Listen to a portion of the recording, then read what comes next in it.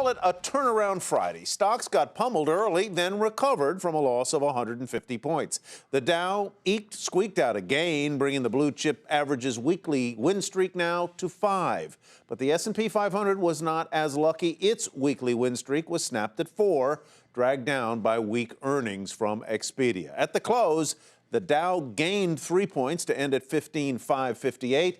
The S&P 500 higher by a single point, and the Nasdaq up by 8. And while this may have been the biggest week for earnings so far, next week's calendar may be the biggest of the month for the economy, potentially turning a quiet midsummer stretch into something much more meaningful. Topping a very busy agenda next week, Ben Bernanke chairs the two-day Fed policy meeting, just as the focus on his successor narrows. Two people, Vice Chair Janet Yellen and former Treasury Secretary Larry Summers, lead the list of possibles. Now, the Fed isn't expected to roll back any bond buying when its meeting wraps on Wednesday, shifting the taper tantrums into September and maybe beyond, given the murky economic data we've been seeing. The same day, the data, retail sales, housing, manufacturing, all of it gets mushed together to produce our first big estimate of second quarter GDP and perhaps a better picture of whether easy money and tightening federal budgets are affecting the economy. It's the last big week of the earnings season, almost a quarter of the S&P 500 report. Among the big names we'll hear about on Tuesday, Barclays and Deutsche Bank due out. On Thursday, ExxonMobil and Procter & Gamble. And on Friday, Toyota. Also that day, the mother of all economic data, the July unemployment number. Get ready for a busy week. And by the way, President Obama today said no decision has been made about who he will nominate to be Fed chairman, and no announcement is expected until the fall.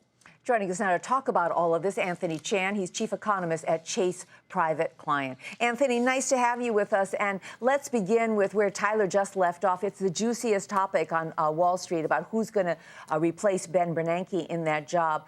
We don't know who it's going to be, but who do you think Wall Street wants? I think right now Wall Street is a lot more comfortable with someone like Janet Yellen because she has a lot of experience with the Federal Reserve. She was a governor, then, of course, a district bank president, and now a vice chairman. The only wrinkle I see is that it's not the Federal Reserve making the decision, it's the President of the United States. But given that her inclination is more towards unemployment, and given that Bernanke was more obsessed with inflation, the market is going to be favoring Janet Yellen because it says that the Federal Reserve is likely to keep the punch bowl in play a lot longer than under someone else. I think I sense, Anthony, that you think that the odds of Mr. Bernanke seeking and receiving another nomination are very small. If that is the case, and the two leading contenders are Ms. Yellen on the one hand and Mr. Summers on the other, how would a Yellen Fed differ from a Summers Fed?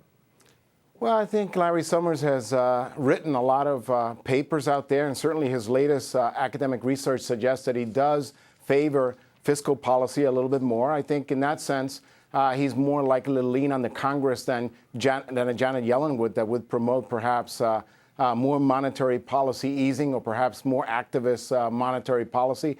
Keep in mind that the edge that Larry Summers has that Ms. Yellen doesn't have is that he's a lot more comfortable, I would say, with the president. He's had a lot more social and intellectual contact with the president, where Janet Yellen has basically remained on the sidelines. But I think it's pretty clear that from the Federal Reserve's perspective and the experience of someone as a central banker, Janet Yellen has to lead the pack, and Larry Summers has to be a distant second in that race.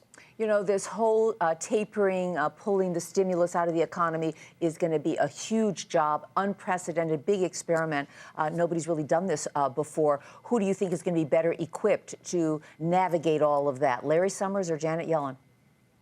I think given the fact that Janet Yellen has been in the game for all the innings so far, and certainly has been privy to all the debates and all the pros and cons as the Federal Reserve has gone from one quantitative easing program to the other, I have to believe that she has the edge even there on the intellectual side over someone like Larry Summers that has been in the administration and not necessarily inside the central bank. Now, both of them are intellectually capable of adjusting, but in terms of somebody that's going to be up and running, I have to give the nod to Janet Yellen. Very quick thought on how the economy is doing right now, and what do you expect on the jobs report a week from today?